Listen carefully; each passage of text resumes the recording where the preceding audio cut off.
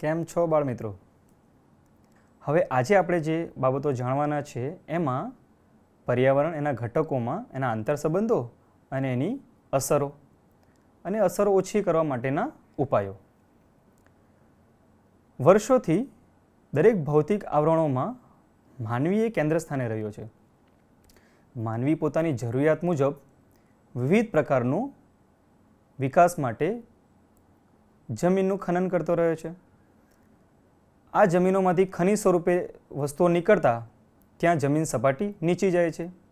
આ જમીન સપાટીમાં વિવિધ વરસાદી પાણીઓ કે અન્ય જળ સ્ત્રોતો ભેગા થતાં એ જલાવરણમાં નિર્માણ પામે છે. આ જલાવરણમાંથી ફરી પાછું બાષ્પ રૂપે ઊંચે ઉઠેલા બિંદુઓ ફરી ઘનીભવન દ્વારા વરસાદ રૂપે પૃથ્વી પર આવે છે, જે ફરી પાછા જલાવરણમાં જાય છે. આમ અલગ અલગ આવરણો સાથે માનવ પ્રવૃત્તિ અને પ્રક્રિયા સંકળાયેલી રહે છે. દરેક ભૌતિક કાર્યોની અંદર માનવ કેન્દ્ર સ્થાને હોય છે. માનવ કેન્દ્ર સ્થાને હોવાથી પૃથ્વી પરની તમામ ઘટનાઓમાં માનવી દ્વારા વિવિધ વિક્ષેપો પણ થયા છે અને મોટાભાગના પ્રદૂષણો પણ આ પ્રક્રિયાને જ આધીન થઈ રહ્યા છે. આપણે ઘણા સમયથી અનેક શબ્દો, અનેક બાબતો આપણા કાને વારંવાર પડતી હોય છે. પ્રદૂષણ અટકાવો, ચોખ્ખાઈ રાખો, વાતાવરણને ચોખ્ખું રાખવાનો પ્રયત્ન કરો, કચરો ગમે ત્યાં ન ફેંકો, આવા ઘણા શબ્દો આપણે કાને પડતા હોય છે. અને આ તમામ પ્રક્રિયા એ વિવિધ પ્રદૂષણો સર્જે છે. પ્રદૂષણો મુખ્ય જે આપણે વાત કરવાના છે એમાં ભૂમિ પ્રદૂષણ, જળ પ્રદૂષણ, હવાનું પ્રદૂષણ અને અવાજનું પ્રદૂષણ છે. આ એક સાર્થક ચિત્ર છે જેની અંદર મોટાભાગના તમામ પ્રદૂષણો આવરી લેવાનો પ્રયત્ન થયેલો છે.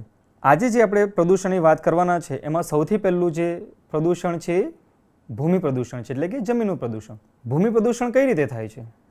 એક તો આપણો ઘર વપરાશનો જે ઘન કચરો છે એ તમામ ગમે ત્યાં આપણે ઠાલવીએ છીએ. વિવિધ ખાતીલાયક જમીનો પર ઉદ્યોગોના દૂષિત પાણીનો નિકાલ એ આપણી જમીનને દૂષિત કરે છે. ઉદ્યોગોમાંથી નીકળતો ઘન કચરો કે પછી ઉદ્યોગોનું દૂષિત પાણી એ તમામ નદીઓમાં, પૃથ્વી પર, જમીન પર જતા એ તમામ જમીનો દૂષિત થાય છે. વિવિધ ખાણ ખનીજની અંદર થતું ઉત્ખનનનું કાર્ય અને બાંધકામની પ્રવૃત્તિઓ પણ જમીનને બગાડે છે. અને સૌથી અગત્યનું જે પ્રદૂષિતમાં બહુ મોટો ફાળો ભજવે છે એ છે રાસાયણિક ખાતરો, જંતુનાશક દવાઓ અને પ્લાસ્ટિકનો વધુ પડતો ઉપયોગ. હમણાં થોડાક સમયથી તમે બે શબ્દો સાંભળ્યા હશે, ઘન કચરો અને સૂકો કચરો. તો ઘન કચરો અને સૂકો કચરો એ પણ એક નવી જ પ્રકારની વ્યાખ્યા દ્વારા આપણે કચરાનો નિકાલ કરવા માટેની પ્રવૃત્તિ છે. હવે આ બધી બાબતો આપણી આસપાસ થાય જ છે, આપણને ખબર જ છે, પરંતુ આપણે શું કરીએ જેથી કરીને આપણે આ ભૂમિનું પ્રદૂષણ અટકાવી શકીએ અથવા તો એની અસરને ઓછી કરી શકીએ? ચાલો બાળ દોસ્તો, આપણે આ પ્રદૂષણ વિશે તો માહિતી મેળવી જ, પરંતુ આપણા માટે એ અગત્યનું છે કે આ પ્રદૂષણ આપણે અટકાવીએ અને સંપૂર્ણ ન અટકાવીએ તો એની અસરને તો થોડી ઓછી કરી જ શકીએ. ભૂમિ પ્રદૂષણ અટકાવવાના ઉપાયોમાં સૌથી પહેલું છે કે જે ભૂમિને વધારે પડતી પ્રદૂષિત કરે છે એમાંની જંતુનાશક દવાઓ અને રાસાયણિક ખાતરને બદલે જૈવિક અથવા તો દેશી ખાતર તથા લીલો પળવાશનો ઉપયોગ કરવાનો થાય છે.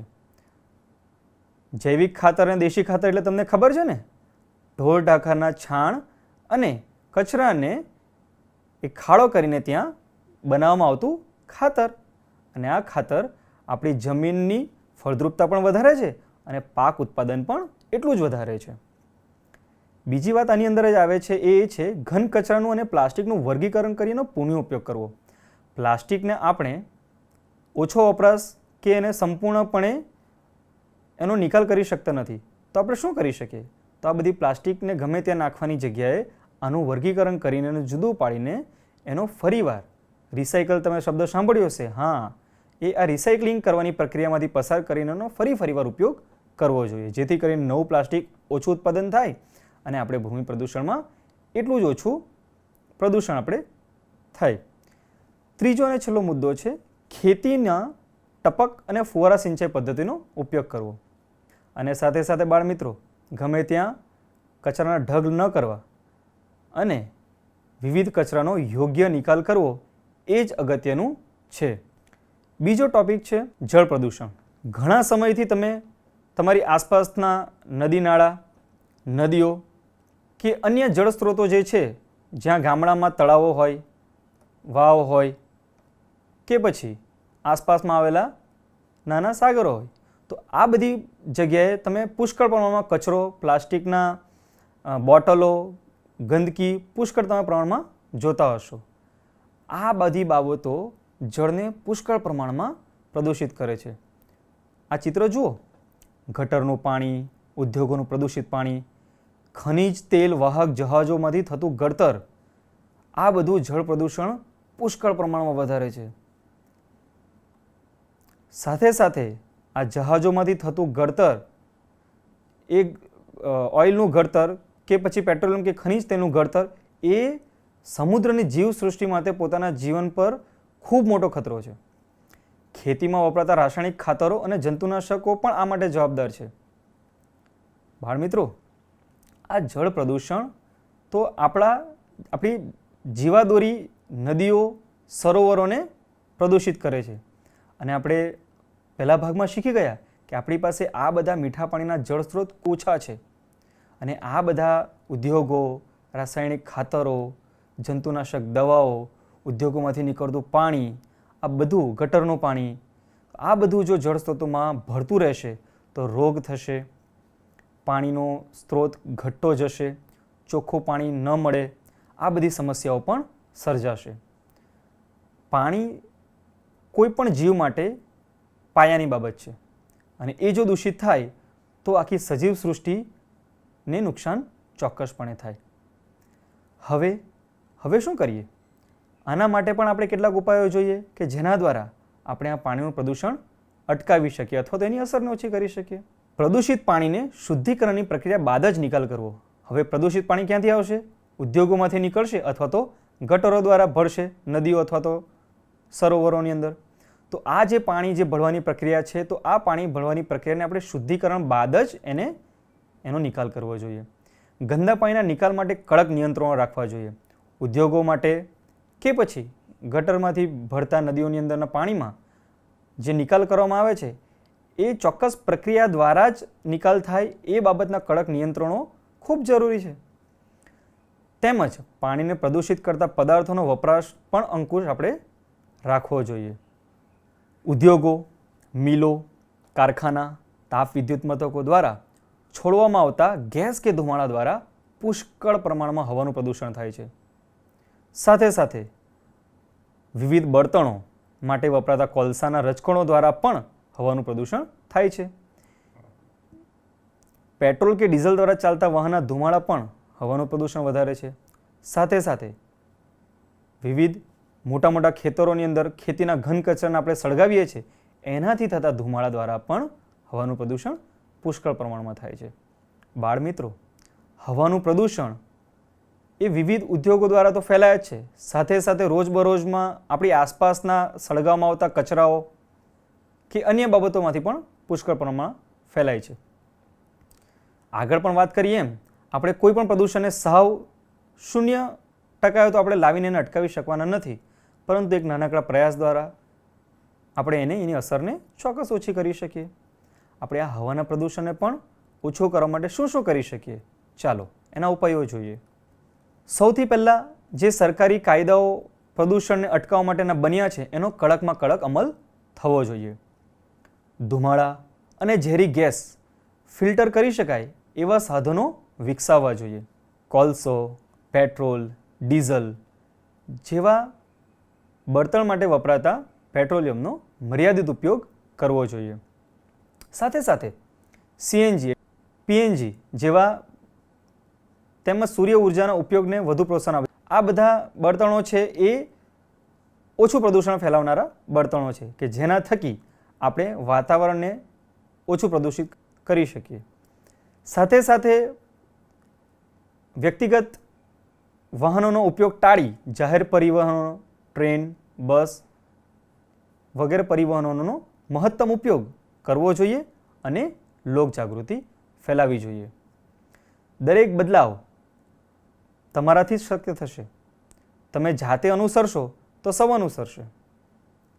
આ બધી બાબતો દ્વારા જ આપણે નાના નાના બદલાવ દ્વારા એક વિશાળ બદલાવ લાવી શકીશું. આજની આપણી જે વાત છે એમાં અંતિમ મુદ્દો છે એ છે ધ્વનિ પ્રદૂષણ. બાળ મિત્રો, તમારી આસપાસ આખો દિવસમાં કંઈ કેટલાય અવાજ તમારી કાને પડતા હશે. આ અવાજોમાંના કેટલાક અવાજો તમને ગમતા હશે અને કેટલાક કર્કશ અવાજો તમે અવગણતા પણ હશો કે જે તમને ચીડચીડિયા કે હેરાન પણ કરતા હશે. આ ધ્વનિ પ્રદૂષણ કેવી રીતે ફેલાય છે એ આપણે જોઈએ. જુઓ, અહીં આપેલા ચિત્રોમાં ટ્રેન, લાઉડસ્પીકર, વિવિધ વાહન વ્યવહાર, ઉદ્યોગો, વિમાનનો અવાજ, આ બધા અવાજો પુષ્કળ પ્રમાણમાં ધ્વનિ પ્રદૂષણ ફેલાવે છે. કારખાનાના યંત્રો પણ, વાહનોના હોર્ન, સિનેમા, યુદ્ધના વિમાનોનો કર્કશ અવાજ, આ મોટા પાયે ધ્વનિ પ્રદૂષણ ફેલાવે છે. સાથે સાથે વિવિધ પ્રસંગોમાં વપરાતા લાઉડસ્પીકરો, બેન્ડવાજા, ડીજે, આતશબાજીઓ, વિવિધ રેલીઓમાં વાગતા લાઉડસ્પીકરો ખૂબ મોટા પ્રમાણમાં ધ્વનિ પ્રદૂષણ ફેલાવતા હોય છે. બાળ મિત્રો, ધ્વનિ પ્રદૂષણ આપણને એમ થતું હશે કે કોઈક પ્રસંગમાં વાગતો ડીજે અથવા તો કોઈક સમય માટે થતો અવાજ ફક્ત 2 કે 5 મિનિટનો હશે તો એનાથી શું થાય? પરંતુ બાળ મિત્રો, આવો ઘોંઘાટ વારંવાર અને લાંબા ગાળા સુધી, લાંબા સમય સુધી એક ધારો આપણા કાને પડતો રહે તો ઘણી બધી શારીરિક અને માનસિક અસરો થઈ શકે છે. માણસનો સ્વભાવ ચીડચીડિયો થઈ શકે છે, માણસના મગજનું સંતુલન ખોળવાઈ શકે છે, વ્યક્તિની યાદશક્તિમાં ઘટાડો થઈ શકે છે, વિવિધ ચેતાતંતુઓ પર એની અસર થઈ શકે છે. આ બધી અસરો માનવ શરીર પર દેખીતી નથી હોતી, પરંતુ એની અસર લાંબા ગાળાએ આપણને એનો અનુભવ થતો રહે છે. બાળ મિત્રો, આ આપણા વ્યક્તિગત સ્વાસ્થ્ય માટે ખૂબ અગત્યનું છે. તો એને અટકાવવાના ઉપાયો પણ આપણે જોઈએ ને. ધ્વનિ પ્રદૂષણ અટકાવવાના ઉપાયો શું થઈ શકે? સિનેમાગૃહો કે મોટા સભાગૃહોમાં ધ્વનિ શોષક યંત્ર અને પડદા લગાવવા જોઈએ. પ્રસંગ, પાર્ટીમાં બિનજરૂરી ઘોંઘાટ ટાળવો જોઈએ. વિવિધ મોટા મોટા ઉદ્યોગો અને વિમાન મથકોની આસપાસ પુષ્કળ પ્રમાણમાં વૃક્ષો વાવવા જોઈએ, જેથી કરીને અવાજના જે ધ્વનિના જે પ્રવાહો છે એની અંદર શોષાઈ જાય. નો હોર્ન અને સાયલન્ટ ઝોન જેવા સાઇન બોર્ડ પણ હોસ્પિટલો, શાળાઓ જેવા વિવિધ સ્થળોએ લગાવવા જોઈએ અને એનો કડક અમલ પણ થવો જોઈએ. વધુ અવાજ કરતા ફટાકડાઓ ફોડવાનું ટાળવું જોઈએ. રેડિયો, ટેલિવિઝન અને મોબાઈલનો અવાજ ઓછો રાખવો જોઈએ. વારંવાર આ બધા પ્રસારણ માધ્યમોનો પણ વધુ પડતો ઉપયોગ, વધારે અવાજથી જો એનો ઉપયોગ કરવામાં આવે તો એની પણ વિપરીત અસર થઈ શકે છે. યંત્રો અને વાહનોની સમયાંતરે સર્વિસ થવી જોઈએ અને રિપેરિંગ કરવું જોઈએ. આ બધામાંથી પણ ઉત્પન્ન થતા અવાજો લાંબા ગાળાએ માણસના સ્વાસ્થ્યને અસર કરે છે. મોટા મોટા કારખાનાઓમાં કામ કરતા કામદારો માટે ધ્વનિ શોષક પડદાઓ અથવા તો કાનમાં નાખવાના ઇયરપ્લગ પણ રાખવા જોઈએ કે જેથી કરીને એમનું સ્વાસ્થ્ય સચવાય. મને ચોક્કસ આશા છે કે તમે આ ફક્ત માહિતી માટે નહીં પરંતુ તમારા રોજબરોજના જીવનમાં પણ એનો ઉપયોગ કરશો અને તમારા એક થકી આપણે મોટો બદલાવ લાવી શકીશું. ફરી પાછા મળીશું. ત્યાં સુધી આવજો.